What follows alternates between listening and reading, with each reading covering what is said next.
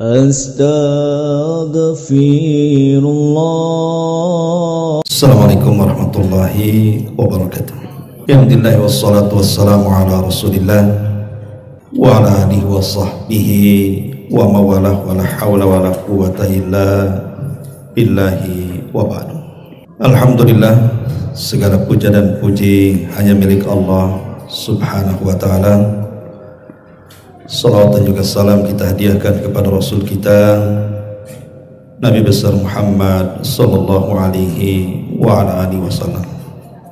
Pagi menjelang siang ini kita akan membahas satu hadis Nabi yang di dalamnya ada 5 perkara, di mana 5 perkara ini amalan-amalan yang ringan tetapi memiliki pahala yang sangat besar sekali, baik yang kita akan dapati di dunia ataupun di akhirat. Hadis ini dikeluarkan oleh Imam Muslim dalam sahihnya dari sahabat Abi Hurairah radhiyallahu anhu. Nabi sallallahu alaihi wasallam bersabda, "Man naffasa am mu'minin qurbatan min qurabid dunya, naffasallahu anhu qurbatan min qurabi yaumil qiyamah. Wa man yassara ala mu'sirin yassarallahu alaihi fid dunya wal akhirah. Wa man satara musliman fid dunya satarahu Allahu fid dunya wal akhirah. Wallahu fi aunil abdi ma kana al abdu fi auni akhi. Wa man salaka tariqan yaltamisu fihi ilma sahhalallahu bihi tariqan ilal jannah. Wa majtama'a qaumun fi baiti min buyutillah yatluna kitaballah wa yatadarasunahu bainahum illa nazalat alaihimus sakinah wa ghashiyatuhumur rahmah wa hafathumul malaikah wa dzakarallahu fi man indah wa man batta'a bihi amaluhu lam yusri' bihi nasabuhu. Ma'asyiral muslimin wal muslimat rahimakumullah. Perhatikan hadis ini, hadis yang sangat mulia sekali. Kalau hadis ini diamalkan di masyarakat Islam, maka dipastikan masyarakat itu akan baik. Kalau hadis ini diamalkan di dalam rumah, dalam satu keluarga, maka saya pastikan keluarga itu akan menjadi keluarga saleh dan salehah. Dan kalau hadis ini kita amalkan untuk pribadi-pribadi kita, dipastikan kita akan terlahir menjadi orang baik. Jadi hadis ini sangat mulia sekali, bisa memperbaiki diri kita, keluarga, bahkan masyarakat. Kata Nabi SAW, "Man naffasa am mu'minin qurbatan." Barang siapa yang mengeluarkan dari seorang mukmin ini satu kesulitan, min qurabid dunya, dari kesulitan-kesulitan seorang mukmin di dunia, naffasallahu anhu qurbatan min qurabi yaumil qiyamah, maka Allah Subhanahu wa ta'ala akan menghilangkan kesulitan-kesulitan dia kelak pada hari kiamat. Ma'asyiral muslimin yang dimuliakan Allah Subhanahu wa ta'ala, ini amalan yang pertama, menghilangkan kesulitan seorang mukmin. Perhatikan hadis ini. Rasul sallallahu alaihi wasallam menjelaskan kepada kita bahwa manusia tidak mungkin lepas dari kesulitan-kesulitan dunia. Siapapun, saya, Anda atau siapapun, tidak mungkin keluar daripada kesulitan-kesulitan dunia. Karena kesulitan-kesulitan dunia ini akan terus ada, baik kecil ataupun besar, baik cepat ataupun lama, itu pasti akan menerpa setiap kita. Baik itu bicara soal kesehatan, diuji oleh Allah dengan sakit, baik itu bicara ekonomi, diuji oleh Allah sehingga syarat ekonominya bahkan menjadi pengangguran, baik itu soal keluarga, diuji dengan anak-anaknya yang nakal, kurang ngajar dan yang semacamnya, atau mungkin tetangga yang mengganggu, atau di masyarakat yang penuh dengan kejahatan dan kelaliman, itu pasti ada di sekitar kita. Itulah kesulitan-kesulitan dunia. Tetapi kalau kita bandingkan kesulitan dunia yang kita hadapi dengan kesulitan kelak pada hari kiamat, itu tidak ada apa-apanya. Karena kesulitan dunia ini terkadang datang, terkadang pergi, terkadang mengecil, terkadang membesar, dan begitu seterusnya. Tapi kesulitan akhirat ini tidak bisa dibayangkan. Bisa saja kemudian kesulitan di akhirat itu menjerumuskan kita ke dalam jahanam. Karena kesulitan di akhirat itu tidak pernah dilihat mata, didengar telinga, terlintas dalam benak manusia pun tidak bisa. Saking dahsyatnya kesulitan pada hari itu. Lah di sini Nabi SAW berikan solusi. Barang siapa yang menghilangkan satu kesulitan, lihat bahasa Rasul, bukan kesulitan-kesulitan yang banyak yang harus kita hilangkan, satu saja. Kalau ada seorang muslim mengalami kesulitan dalam satu perkara, kemudian kita berusaha untuk menghilangkannya atau minimalnya meringankannya, maka balasannya nanti pada hari kiamat bukan satu kesulitan seorang muslim yang kita hilangkan, Allah hilangkan satu kesulitan di akhirat, tidak. Tapi bahasanya Allah akan hilangkan kesulitan-kesulitan yang banyak kelak pada hari kiamat. Jadi satu kesulitan yang kita hilangkan, Allah balas dengan banyak kesulitan yang Allah akan hindarkan kelak pada hari kiamat. Ini namanya apa? Amalan yasir, amalan ringan, tapi pahalanya segudang. Karena satu kesulitan saja bisa menghilangkan banyak kesulitan. Itulah yang disebut dengan amalan ringan tapi pahala besar.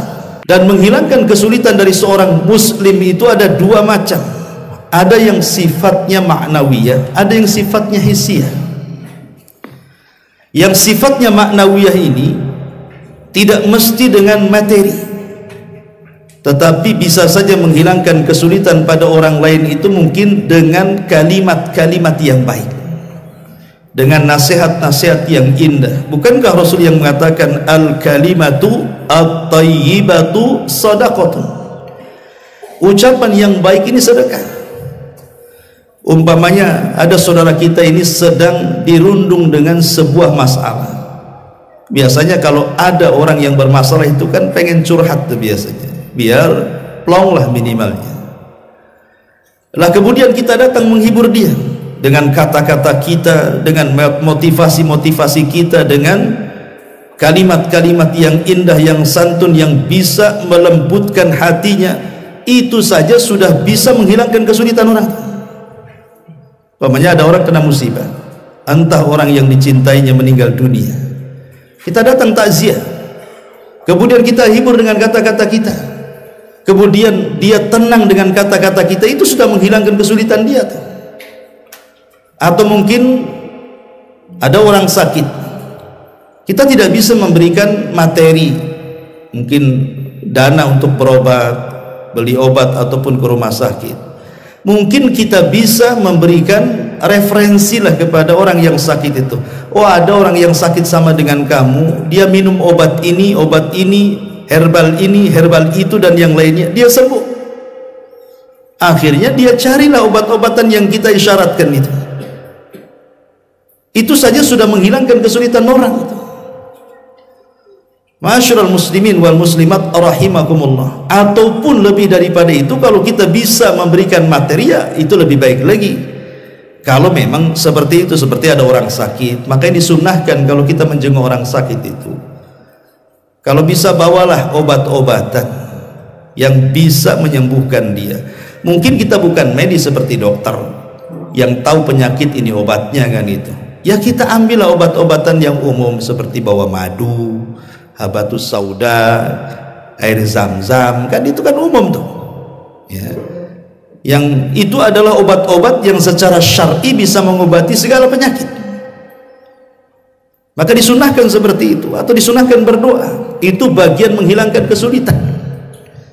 Maka siapa yang menghilangkan satu kesulitan saja di dunia bagi seorang mukmin, kelak pada hari kiamat banyak kesulitan dia akan Allah hilangkan. Luar biasa. Lah dalam poin pertama ini Rasul tidak menyebutkan balasan di dunia, tapi menyebutkan balasan di akhirat. Siapa yang menghilangkan satu kesulitan seorang mukmin di dunia, Allah akan hilangkan banyak kesulitan dia di akhirat. Lihat, kenapa Allah akhirkan balasannya di akhirat? Kenapa tidak disegerakan balasannya di dunia? Sebenarnya balasannya ada juga di dunia, tapi tidak disebutkan. Hanya disebutkan balasannya di akhirat, karena besarnya keutamaan orang yang menghilangkan kesulitan orang itu. Makanya Allah akhirkan balasannya kelak pada hari kiamat. Saking agungnya masalah yang pertama ini, sehingga Allah akhirkan balasannya pada hari kiamat. Ini yang pertama, singkat-singkat saja. Yang kedua, Nabi SAW mengatakan, man yassara an mu'sirin, barang siapa yang menghilangkan kesulitan dari orang yang sedang terlilit hutang, yassarallahu fid dunya wal akhirah, maka Allah akan hilangkan kesulitan dia di dunia dan di akhirat. Nah, sekarang disebutkan kalimat dunia dan akhirat. Kalau poin pertama di akhirat saja, bukan berarti di dunia tidak ada balasan, ya.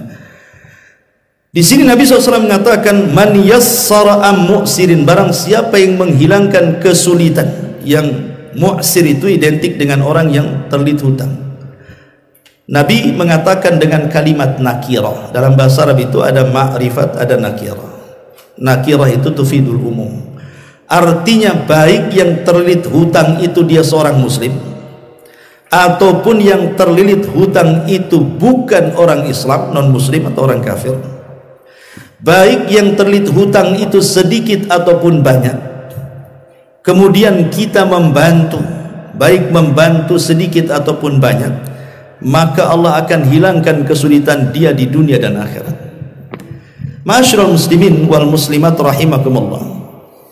Sebenarnya kalau kita melihat hari ini, masyarakat hari ini ya, umumnya dengan kondisi ekonomi yang memang sangat sulit sekali, gitu ya. Sekarang kita lihat banyak orang-orang yang terkadang itu membeli sesuatu tidak bisa dengan cara cash, terpaksalah dia dengan hutang ke sana kemari. Celakanya dia bisa hutang tak bisa bayar. Itu kebanyakan. Hutang pandai, bayar pula tak pandai. Itu kebanyakan orang kayak gitu. Dan hakikatnya ini ukubah, sebenarnya hukuman dari Allah Subhanahu wa taala. Kesulitan ekonomi itu hukuman dari Allah sebenarnya. Bisa saja karena kemaksiatan yang dilakukan kita, akhirnya Allah sulitkan ekonomi kita. Seperti hadis Nabi SAW ketika menasihati orang-orang muhajirin, apa kata Rasul? Ya ma'syaral muhajirin khamsun idzabtulitum bihinna wa a'udzu billahi an tudrikuhun. Wahai orang-orang muhajirin, perhatikan 5 perkara. Jangan sampai menimpa kalian. Kalau menimpa kalian, aku berlindung kepada Allah. Jangan sampai menimpa kalian. Salah satunya kata Rasul, walam yanqusul mikyala wal mizan. Tidaklah sebuah kaum yang mereka mulai mengurang-urang takaran dan timbangan, alias curang dalam berdagang, illa akhadha bisinin, kecuali Allah akan menimpakan mereka, illa ukhidu, kecuali mereka akan ditimpa bisinin dengan paceklik yang berkepanjangan. Ini yang pertama nih. Dan itu kita lihat di negeri kita sudah terkadang terjadi paceklik itu ya. Terutama daerah-daerah di luar Batam, di daerah Jawa itu kalau sudah kekeringan itu jalan-jalan, kebun-kebun, sawah-sawah itu sampai retak-retak. Sampai di antara mereka itu harus mengais air itu dari jarak yang jauh sekali. Tidak bisa ditanami. Illa ukhidu bisini wa syiddatul maunati, ataupun seretnya ekonomi, susah cari kerja. Susah cari kerja, terutama orang-orang yang tidak stabil pekerjaannya. Kalau yang stabil pekerjaannya mungkin yang sudah jelas gaji bulanan, kerja buruh PT atau yang semacamnya mungkin masih tenang. Tapi yang kerja-kerja serabutan itu, seperti tukang bangunan atau yang semacamnya itu ya, atau mungkin orang-orang yang ojek ataupun yang Grab atau apa yang ya menanti pelanggan, kalau ada ya ditarik, nggak ada ya diam saja. Kadang-kadang diuji dengan syiddatul ma'unah, susah cara ekonomi. Ataupun Allah uji yang ketiga, bukan syiddatil ma'unah saja, wa jawri sultani alaihim, terkadang diutus pula para penguasa-penguasa zalim yang pandai merampas hak rakyatnya tapi tidak pernah memberikan hak penguasa kepada rakyatnya. Dan itu sudah terjadi tiga-tiganya di negeri kita. Sering terjadi paceklik, kalau hujan pun tidak subur, justru malah banjir di mana-mana kan gitu. Kemudian seretnya ekonomi, belum lagi kemudian penguasa zalim yang memperkaya diri dan menyusahkan rakyatnya. Itu terjadi di negeri kita.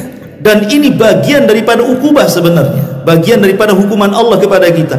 Boleh jadi karena kita belum mampu untuk menjadi orang baik, maka Allah azab seperti itu.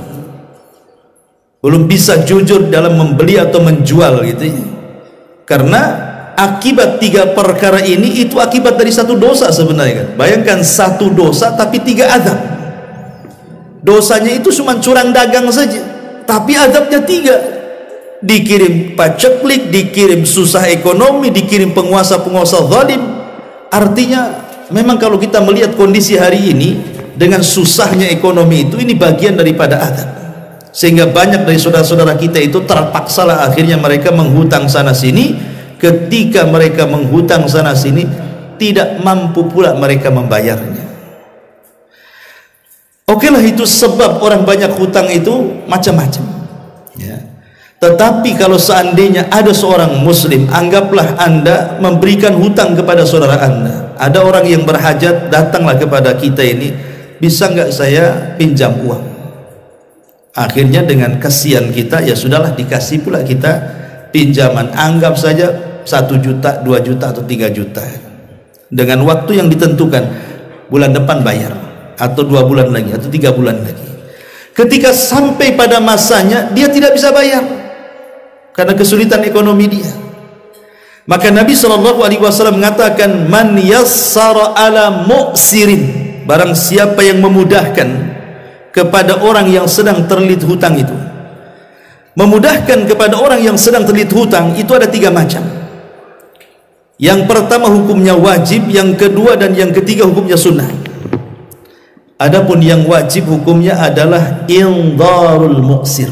Indhar muqsir itu artinya memberikan tambahan tangguhan, itu wajib hukumnya. Jadi kalau kita melihat orang yang kita hutang itu tidak sanggup untuk membayar karena sulitnya ekonomi gitu ya, kita lihat memang, kita melihat dia susah bayar dengan kondisi kerjaan dia, dengan hutang yang banyak, nampaknya nggak bisa bayar dia. Kalau seperti ini, maka wajib kita hukumnya untuk menambah waktu bayaran. Ya sudahlah, kalau memang bulan ini kamu tak bisa bayar, maka kapan-kapan saja kau bisa bayar, atau mungkin saya kasih waktu lagi 2-3 bulan lagi. Ini hukumnya wajib hukumnya.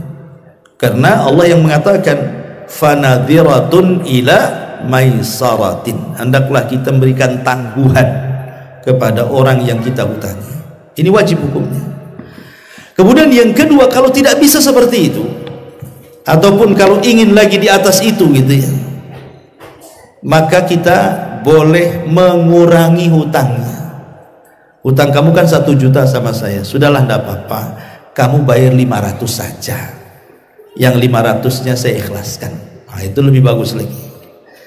Tapi lebih bagus lagi yang terakhir, dengan cara apa? Biisqati kulli, dengan cara menggugurkan semuanya. Ya sudahlah, nampaknya kok tak bisa bayar hutang, saya ikhlas sajalah, udah ambil uang itu. Enak nih yang ketiga ini kalau ada. Ini yang ketiga ini memang mulia, tapi memang nggak bisa Ustadz. Sekarang ini yang ngutangi tidak lebih galak dibandingkan yang dihutangi. Kadang-kadang yang berutang lebih galak kalau ditagih itu Ustadz. Kadang saya takut mau nagih katanya. Nah, bayangkan, mau nagih takut dia, sama yang dihutangi. Harusnya yang takut tuh yang dihutangi kan gitu. Karena yang namanya hutang itu membuat stres di malam hari, membuat hilang badannya di siang hari, sembunyi di kolong ranjang dia. Tetapi hari ini justru terbalik. Kadang-kadang yang jahat itu justru yang dihutang itu.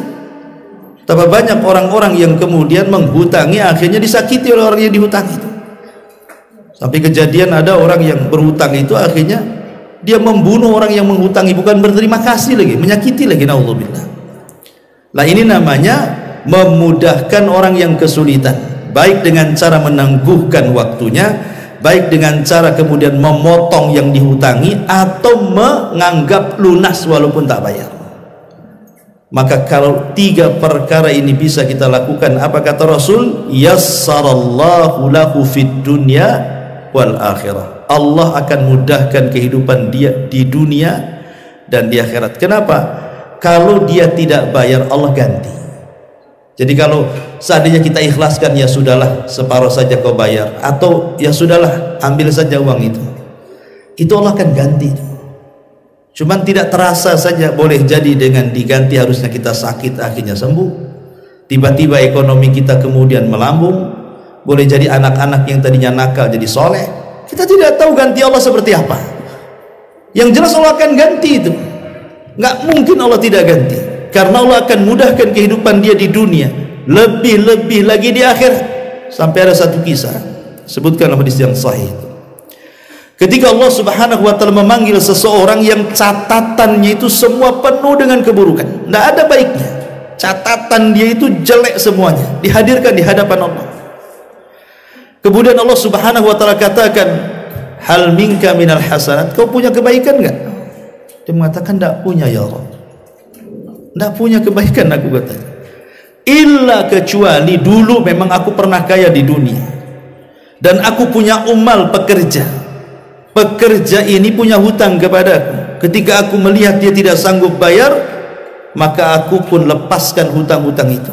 Maka Allah mengatakan, sebagaimana engkau melepaskan hutang-hutang saudaramu, maka hari ini ku lepaskan semua kesalahanmu, katanya.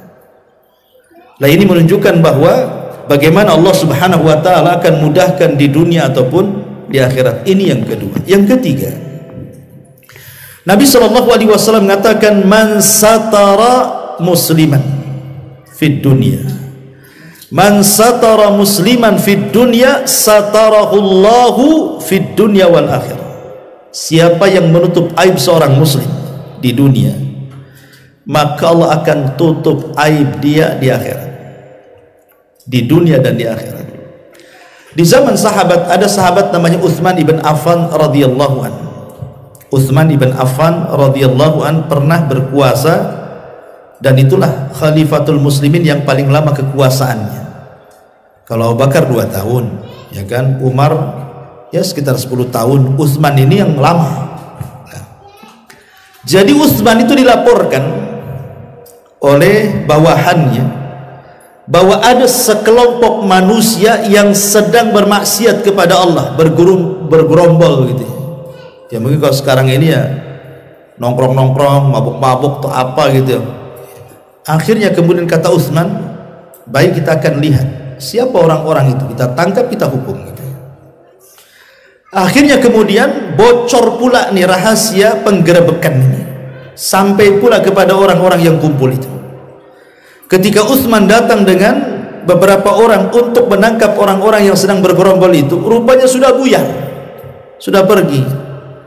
Nah, kan banyak sekarang yang gitu kan, polisi mau gerebek sabung ayam, polisinya kayak di jalan udah hilang semua orang penyabung itu, bocor dia kan. Entah dari mana bocor itu ya, bukan atap aja yang bocor, informasi juga bocor juga rapatnya. Jadi ketika Utsman itu sampai di tempat itu tidak ada orang, sudah pada buyar. Apa yang dilakukan Utsman? Alhamdulillah, katanya, aku tidak pernah tidak melihat kemaksiatan orang yang bermaksiat, katanya. Pulang dia keluarkan uang pribadinya, kemudian dia memerdekakan budak karena bersyukur tidak memandang maksiat orang. Apa maksudnya kaitan dengan peristiwa ini? Artinya Utsman bin Affan mengajarkan kepada kita, jangan sampai mata kita ini mencari-cari orang yang sedang bermaksiat. Lah kebalikannya, kita tidak demikian hari ini. Justru kita mencari-cari. Bahkan ada namanya koran ataupun televisi ataupun media-media atau YouTube hari ini itu Memang sengaja dia membuka acara itu bongkar-bongkar aib. Cari itu di mana-mana aib artis ini, pejabat ini, pejabat itu. Memang dicari-cari, dikorek-korek tuh. Habis dapat berita, oh langsung diviralkan. Gimana ceritanya? Ini membongkar aib orang ini. Nggak boleh. Makanya saya nasihati ibu-ibu, di Batam ini kan rata-rata lain dengan di kampung. Kalau rumah itu kan rumah kebun, jadi urusan tetangga terhalang kebun. Itu kalau di desa tuh. Kalau di kota kan kopel-kopelan kan. Jadi apa yang terjadi dengan orang sebelah kadang-kadang ibu-ibu tahu tuh. Kalau laki-laki kan nggak tahu karena kerja. Yang lebih tahu urusan tetangga sebelah kiri, kanan, depan, atas, bawah itu ibu-ibu tuh. Kadang-kadang dilobangi pula rumahnya, sengaja ditempel kupingnya di situ. Ada apa yang terjadi di samping rumah tuh?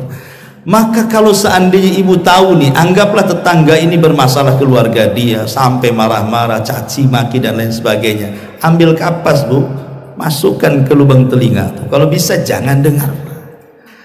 Ini tidak, malah kemudian tanya kepada tetangga sebelahnya, kau dengar ribut-ribut gak sebelah tuh? Dengar. Apa sih? Nah ini kan masalah ngoreng-ngoreng, nyari-nyari ya. Jadi ibu kalau seandainya ada orang-orang ribut-ribut, kemudian tetangga yang tak ribut tanya kepada ibu, saya tadi lewat ribut-ribut, ibu dengar nggak? Nggak dengar, padahal ibu paling dengar sendiri tuh. Ini enggak sengaja direkam pakai MP3. Nah ini kan masalah ya, lebih jauh lagi, itu udah kurang ajar. Jadi tidak boleh mencari-cari aurat orang lain. Di zaman Rasul itu ada seorang namanya Hazal. Hazal itu punya budak namanya Ma'iz. Ma'iz berzinah dengan budak wanita. Kemudian ketahuan sama Hazal majikannya.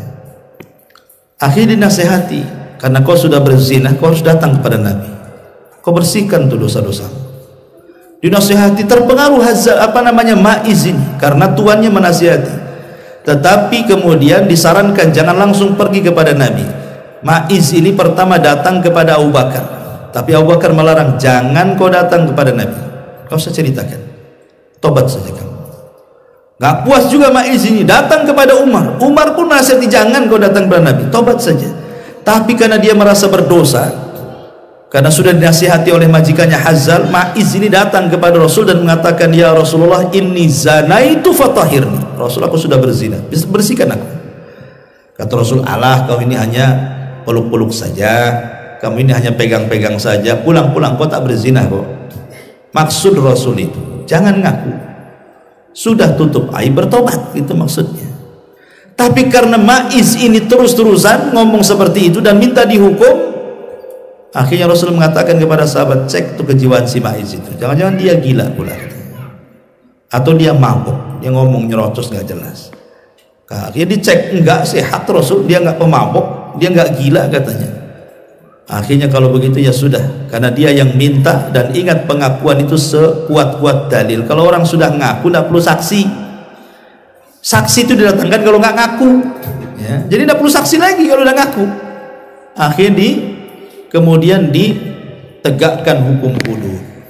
Kumpul sahabat, diikat si Ma'iz, dipendam selutut, ya nggak diikat, dipendam di tanah selutut, kemudian dilempari. Karena sakit lempar batu itu, kena batu-batu, nggak tahan Ma'iz ini, padahal dia yang minta dihukum rajam. Ketika dilempari batu tak tahan, akhirnya dia berusaha keluar dari tanah. Setelah berhasil kabur, dia dilempari para sahabat, kabur sampai gak ketemu si Ma'iz ini. Sahabat nyari ke sana kemari, tidak ketemu, sembunyi di mana si Ma'iz ini. Qadarullah pula lewatlah Abdurrahman ibn Auf, nampak Ma'iz lari, ditangkap sama dia, kemudian diikat. Setelah diikat di pohon, datanglah sahabat yang nyari tadi sambil melempari batu, akhirnya dilempari sampai mati, terikat di pohon itu. Kabar ini sampai kepada Rasul. Rasul sedih. Dikumpulkan semua para sahabat, kenapa kalian kejar si Ma'iz, katanya. Biarkan dia kabur, katanya. Boleh jadi ketika dia kabur, akhirnya dia kapok, kemudian dia tobat, ngapain kalian cari, kata Rasulullah. Jadi Rasul malah marah gitu ya, yang ngejar-ngejar si Ma'iz. Kemudian Rasul memanggil si Hazal majikannya, ya Hazal, kenapa kau tidak tutup aib si Ma'iz itu? Kenapa kau sarankan pula datang kepadaku? Lihat bagaimana Nabi SAW berusaha menjauh ya dari aib manusia itu. tidak mencari-cari. Harusnya kita seperti itu. Bahkan Umar bin Khattab itu pernah mengumpulkan para sahabat banyak dan mengatakan, wahai para sahabatku, termasuk Ali di situ, bagaimana menurut kalian kalau seorang pemimpin berjalan-jalan di malam hari, kemudian dia melihat ada orang berzina terlihat oleh kedua mata penguasa itu? Apakah perlu ditangkap dan dirajam? Atau kalau dia belum menikah perlu dicambuk dan diasingkan setahun? Memang ini Umar menceritakan dirinya sendiri tapi dengan bahasa umum. Jadi Umar itu malam-malam memang keluar, tampak ada orang berzina, dan itu bukan suami istri. Tapi Umar berusaha untuk menutup aibnya, tetapi dia coba meminta fatwa kepada para sahabat-sahabat yang lainnya. Kata Ali, ya Amirul Mukminin, apakah engkau ada saksi? Apakah penguasa itu ada saksi? Kata Umar, penguasa itu tidak punya saksi, hanya dia aja melihatnya. Maka kata Ali, jangan dihukum, tutup aibnya katanya. Padahal yang melihat penguasa bisa saja namanya di penguasanya ditangkap kan itu. Kata Umar, kalau begitu dia mengatakan kadzaba aini, sadaqta wa kadzaba aini, engkau benar dan mataku yang telah berdusta. Padahal melihat betul, tapi dia mengatakan enggak melihat ya. Berusaha untuk menutup aibnya. Jadi kalau ibu ini punya tetangga, anggaplah punya tetangga. Kalau malam-malam tuh habis isya keluar tetangga ini dengan pakaian yang tidak senonoh, anggap saja mungkin auratnya terbuka, pakai rok mini itu apa gitu kan, keluar malam-malam habis isya, nanti pulang pagi bu, ibu kalau bisa menasihati, nasihati, tapi ibu ndak usah kemudian mencemarkan nama baik dia, tutup aib dia. Apalagi sampai memenuhi nih, jangan-jangan perempuan ini nggak kerja, nggak beres ini, masa kemudian bisa keluar dengan pakaian kayak gitu, subuh pulang pasti dia seorang pezina. Nggak boleh nuduh-nuduh seperti itu, tutup aib dia. Karena kalau orang itu masih hidup, bisa saja di akhir hidupnya dia bertobat kemudian lebih baik daripada kita yang menuduh dia. Karena orang yang membongkar aib itu di dunia saja sudah Allah balas. Saya pernah bercerita di pengajian yang lain itu, ada seorang imam, dia masbuk. Kemudian setelah datang ke masjid rupanya sudah qomat. Yang menggantikan dia justru jemaah orang awam, karena nunggu imam lama, akhirnya digantilah sama orang awam yang jemaah di situ. Rupanya baca surat tersilap-silap, salah-salah. Jadi imam ini membenarkan dari belakang karena dia masbuk kan. Ayat itu dibenerin, akhirnya diulang sama imam, salah lagi, dibenerin lagi, salah lagi, sampai berkali-kali di ayat yang sama itu dibenerin, salah lagi. Entah kenapa imam ini kemudian ngamuk dia, akhirnya dia membatalkan sholatnya, sholat sendiri kemudian pulang. Diceritakan pula sama kawan-kawannya tentang, sambil mengejek diceritakan, itu gimana itu imam tadi itu katanya, satu ayat saya benerin kok nggak beres-beres, sambil ketawa, disebarkan aibnya di luar. Subhanallah, apa yang terjadi? Kama tadinu tudan, sebagaimana engkau menceritakan aib orang lain, ingat Allah akan tampakkan aibmu. Sebulan setelahnya dia jadi imam, kemudian dia baca surah Al-Fatihah. Subhanallah, Allah buat silap tuh baca Fatihahnya, dibenerin sama makmum, salah lagi, dibenerin sama salah lagi. Padahal Fatihah itu kan seperti kacang goreng ibaratnya kan, pasti semua orang bisa baca Fatihah. Tapi karena dia sudah menjelek-jelekan bacaan Quran orang lain, akhirnya dia tersilap dalam surah Al-Fatihah, dibenerin tak bisa-bisa, aib, malu dia dibuatnya. Bayangkan. Jadi tutup aib saudara kita. Maka kalau kita menutup aib saudara kita, Allah akan tutup aib kita di dunia dan akhirat. Ini yang ketiga.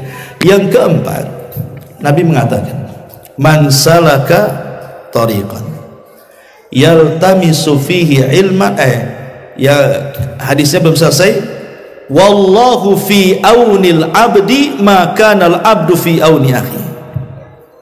Allah akan senantiasa menolong hamba-hambanya jikalau hamba itu terus menolong saudaranya.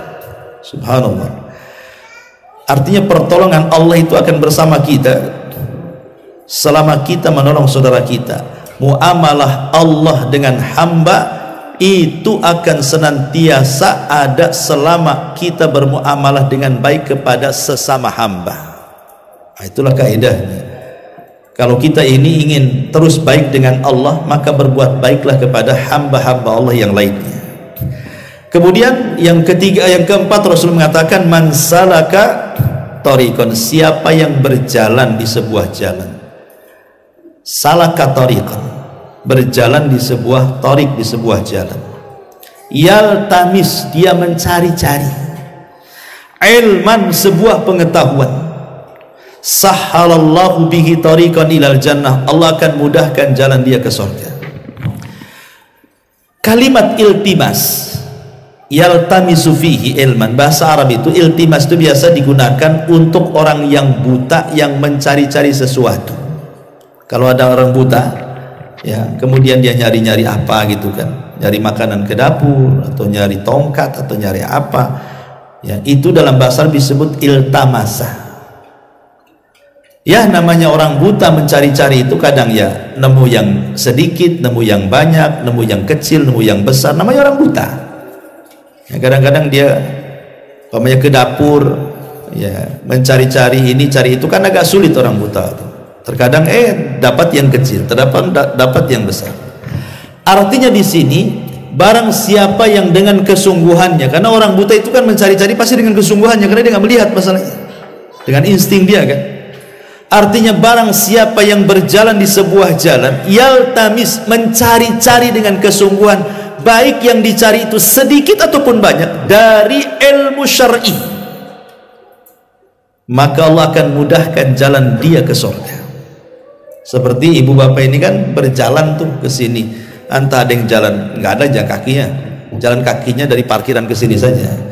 Jadi siapa yang berjalan dari rumahnya untuk mencari pengetahuan, yaltamis, memang dia sungguh-sungguh ingin mencari ilmu itu, tidak ada niat lain ya Bu ya, bukan karena ingin ketemu kawannya boring di rumah, udahlah kita hadir aja di SSSS gitu ya, atau sekalian itu kan si Anu masih punya utang sama saya, biasa hadir tuh di SS itu, nah, sudah sekalian di situ ya.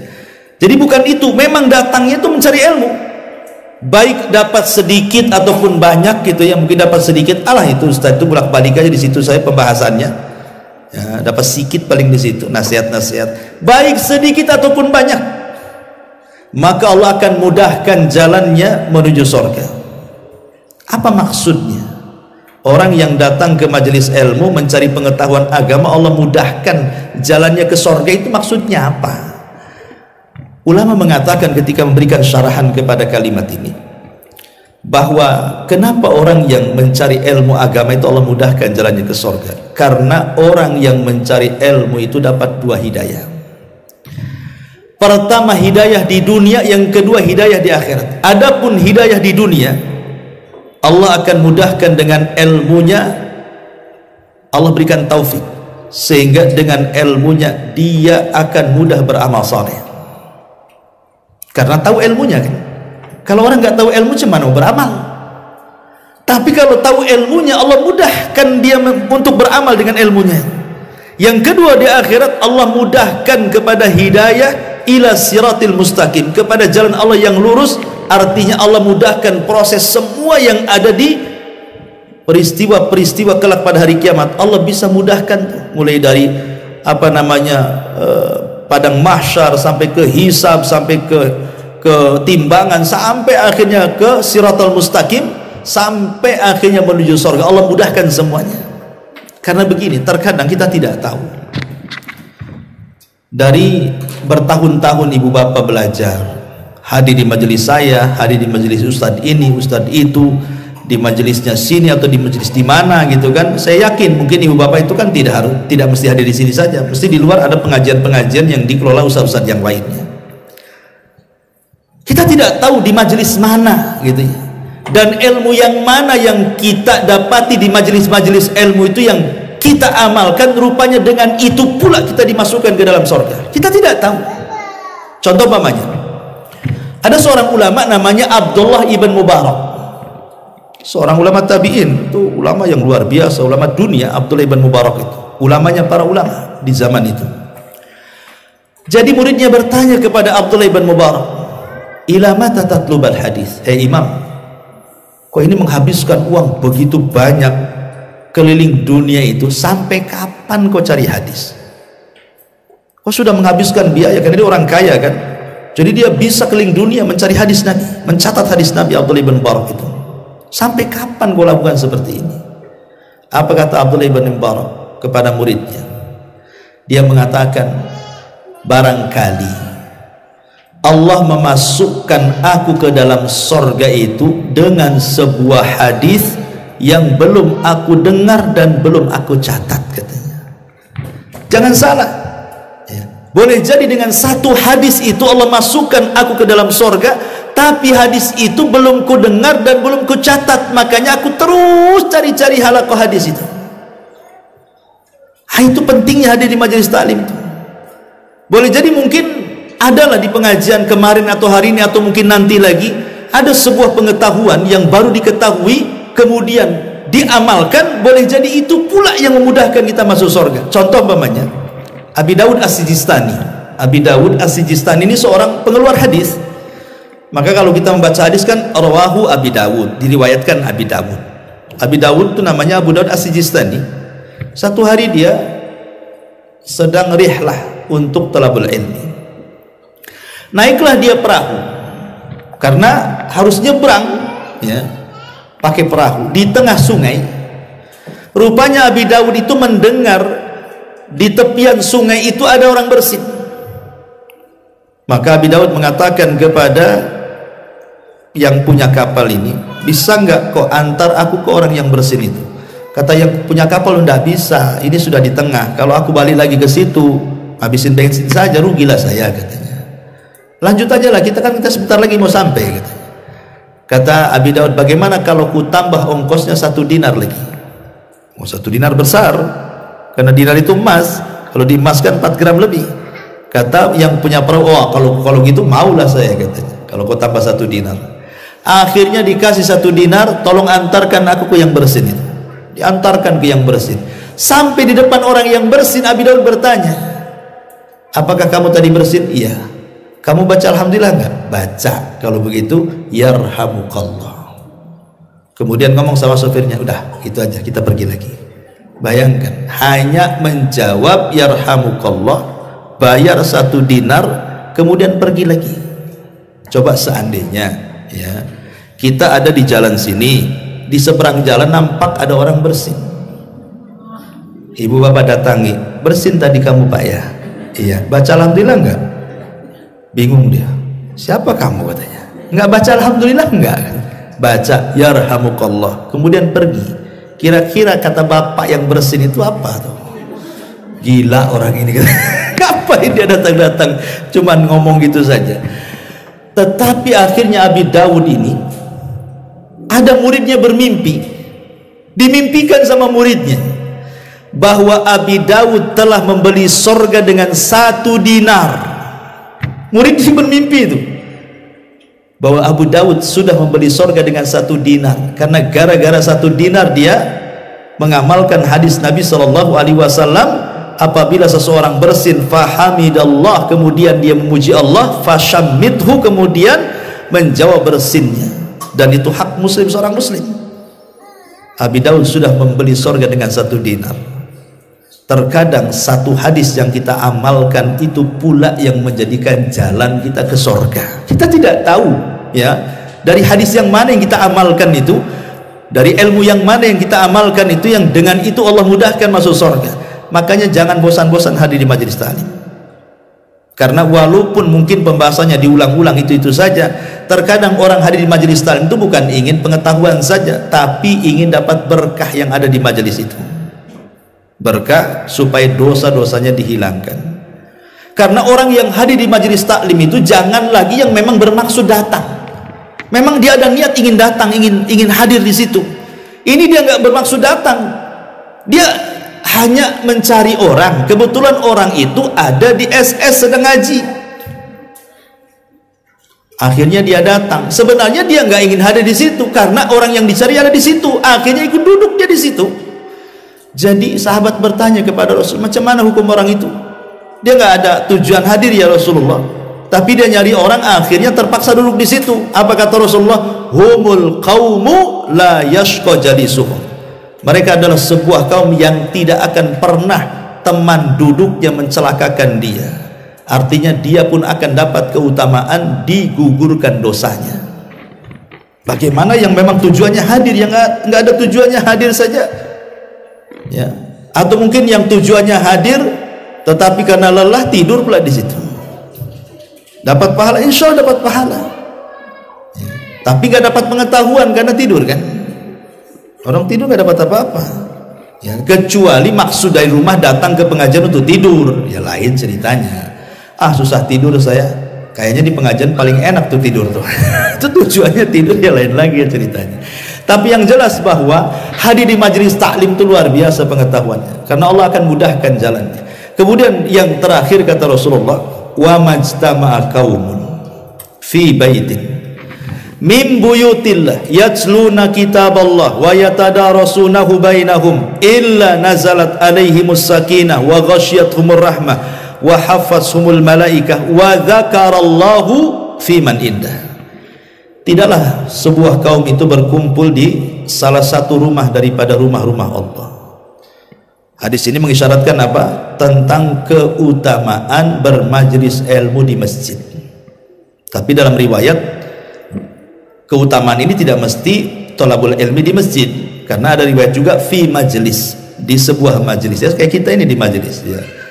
Tetapi tentu afdoliyahnya kalau ngaji di masjid. Kalau kita afdol-afdolan, ya, cerita afdol-afdolan tentu di masjid, di musola lebih baik lagi, karena bagaimanapun di situ rumah Allah.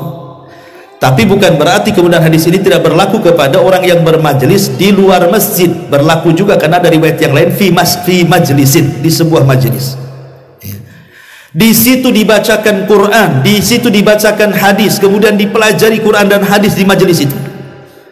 Apa yang terjadi? Maka dia akan banyak mendapatkan keutamaan. Pertama, ditebar rahmat di tengah-tengah mereka. Yang kedua, ditebar ketenangan di tengah-tengah mereka, zahiran wa batinan, baik zahir ataupun batin.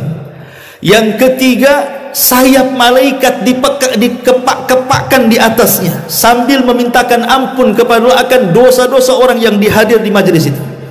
Dan yang lebih hebat lagi adalah Allah akan menyebut nama kita yang hadir di sini atau di tempat lain di majelis-majelis ilmu di hadapan malaikat yang ada di langit sana. Nama kita akan disebut-sebut di hadapan Jibril, Mikail, Israfil dan seluruh malaikat yang ada di langit oleh Allah, kemudian dipuji-puji nama kita. Luar biasa. Hanya hadir di sini di langit dipuji-puji nama kita. Jadi dari sini juga tentang keistimewaan orang yang hadir di majelis taklim juga. Allah akan berikan 4 keutamaan yang luar biasa. Itulah amalan ringan tapi pahalanya besar. Cukup duduk di majelis taklim tetapi memiliki 4 amalan tadi. Dan Allah tutup hadisnya, wa man batta'a bihi amaluhu lam yusri' bihi nasabu. Bahwa yang lambat amalnya tidak bisa dikejar nasabnya. Hari ini kita lihat di medsos polemik soal nasab Ba'alwi itu, wah rame di medsos itu. Ya, ada yang mengingkari, ada yang kemudian menetapkan.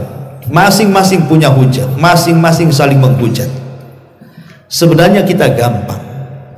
Kita sebagai ahli sunnah wal jamaah, kita tidak akan masuk soal anda ini keturunan Nabi atau bukan, mengalir pada diri anda darah Nabi atau bukan, kita tidak peduli. Karena kita hanya mengamalkan hadis, siapa yang lambat amalnya maka tidak mungkin dikejar nasabnya. Mulia itu bukan karena nasab, mulia itu karena ilmu. Makanya sebelumnya diceritakan tentang keutamaan ilmu, baru setelah itu bicara nasab.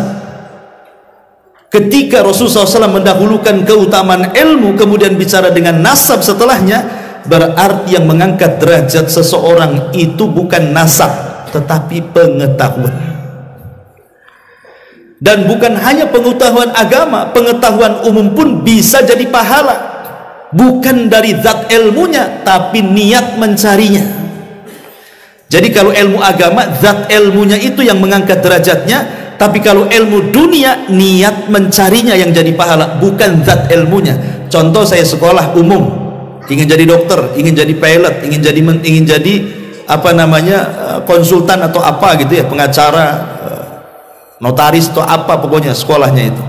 Kalau dalam niat ketika mencari ilmu dunia itu niatnya nanti kalau saya pengacara saya akan membela yang benar, berarti niatnya jadi pahala. Oh nanti kalau saya jadi pilot ya, pokoknya saya akan antar itu dengan pesawat saya untuk haji umroh gratis, tapi di sini bayar ya.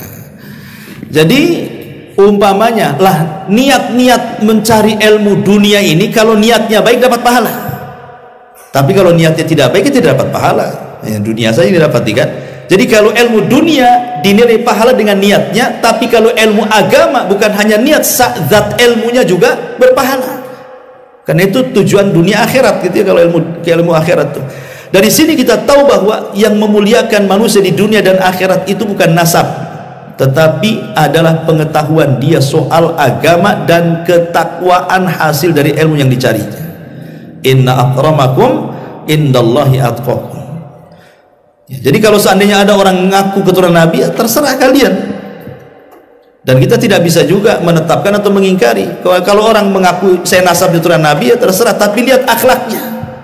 Kalau dia mengaku keturunan Nabi, akhlaknya kayak Abu Lahab, ya, aduh, gimana ceritanya?